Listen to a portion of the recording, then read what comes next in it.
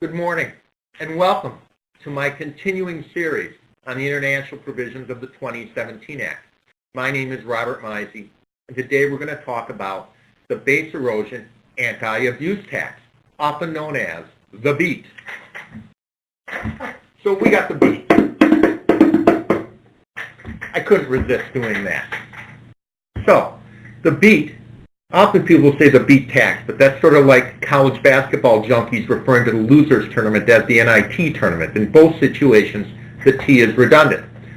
Last time we talked about a very basic situation, how the BEAT is sort of an sort of an alternative minimum tax, such that this $250 million royalty is taken out and we have $270 of modified taxable income.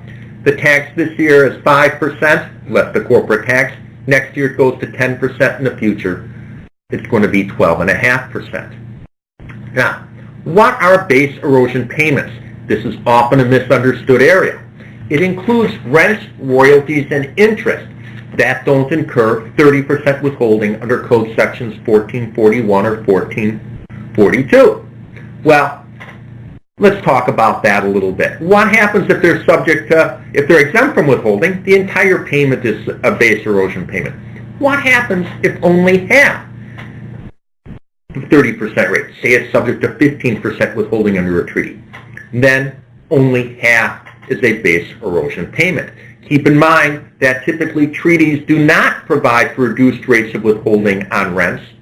Royalties, of course, have to be arm's length, and those transfer pricing rules under the 482 regulations, you're going to have to deal with those to make sure it's an arm's length amount.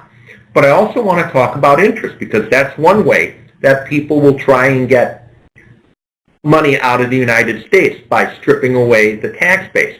First, you're going to apply the new anti-earning stripping rules under Section 163J. To the extent that interest is disallowed under 163J, the disallowed interest is treated as first coming from interest paid to unrelated parties, such that any interest that's deductible would be paid to related parties and having to run the BEAT gauntlet.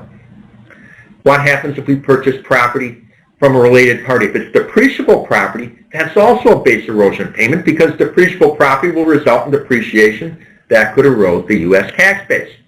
My third point here is critical. There's a lot of bad information out there saying that payments for inventory, cost of goods sold, so to speak, constitute base erosion payments. That's wrong. The original provisions that came out of the House on November 2nd of 2017 provided for this 20% excise tax on imports of goods. That is out, and in fact, the BEAT provisions were sort of designed to deal with that. So it does not apply to payments for inventory. Thank you for joining me in our discussion on the Base Erosion Anti-Abuse Tax. Look forward to talking with you next time. Have a great day.